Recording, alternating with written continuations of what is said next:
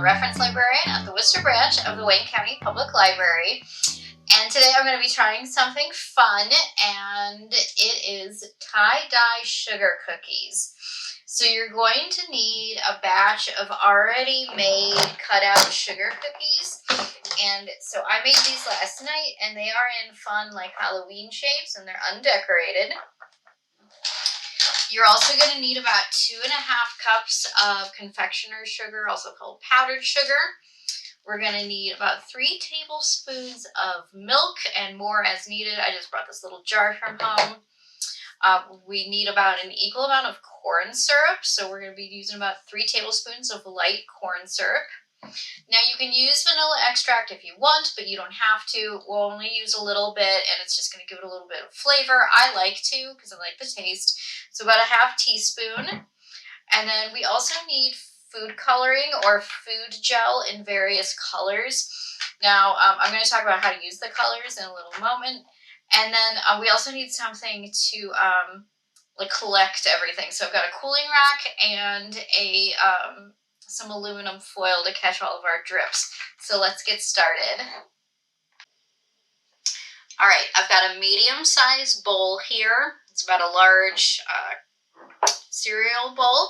I'm going to whisk together our powdered sugar along with our milk. And we're going to start with about 3 tablespoons worth. I am an eyeballer because I've done this a couple of times. And then we also need about 3 tablespoons of our corn syrup, which is slow to come out.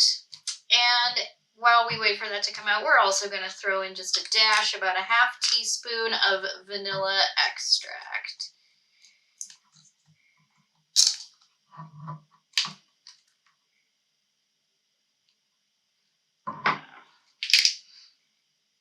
Normally I do not use corn syrup in frosting, but this is what's going to let us do that tie-dye effect. All right, and then we're just going to whisk this together.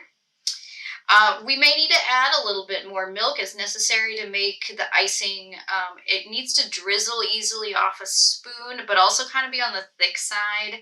I like to say we want it to be about the viscosity of honey.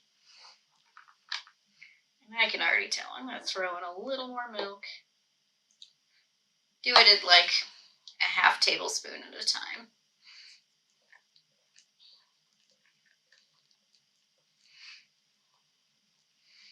Now, if you're not going to use this right away, you can just cover your bowl with plastic wrap or a damp towel and set it aside. But we're going to use it right away.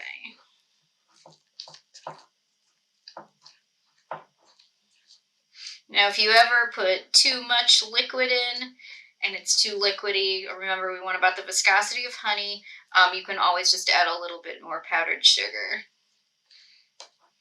So this is kind of what our consistency is right now. I think this is perfect. Cover my milk. Okay. So now we're going to use a toothpick and our food coloring. And I've got a couple colors here. And what we're going to do is put a couple drops in of each color.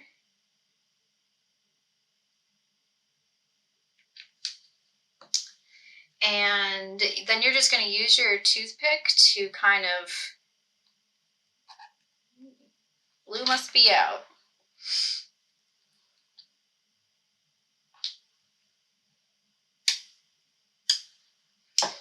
All right, sorry about that. We're going to use our toothpick or a small skewer, or you could use a chopstick, and you're just going to swirl a small amount of the food coloring throughout the icing, and we're going to leave streaks. Now, the more colors you use, the muddier this can become.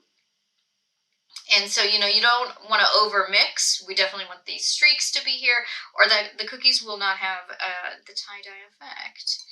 I'm sad my blue is out, but let's get a little bit more green in there.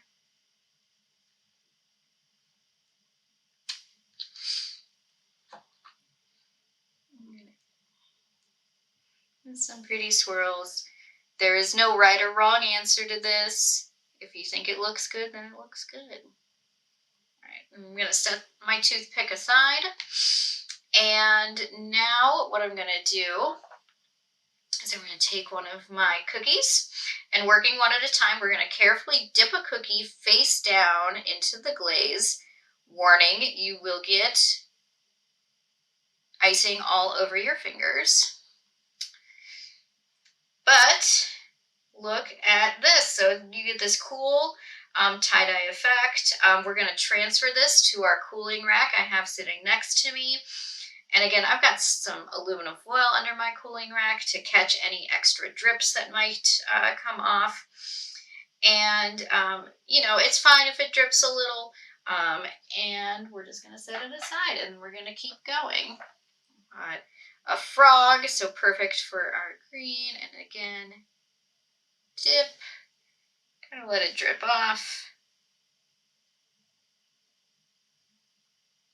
And I think they're cool. And you can even do a little bit of swirling on the cookie itself if you feel it needs it. So, a fun little tie-dye effect that you can do at home. Add more colored colors if you need to as you go along, because you will kind of run out.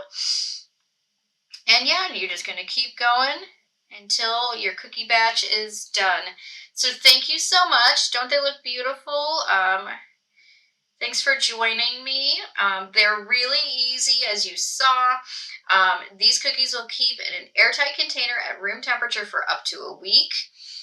And then, of course, that's if you don't eat them before then. So thank you for joining me as we made our beautiful tie-dye cookies. Have a wonderful fall, and thank you for joining me for Library Kitchen.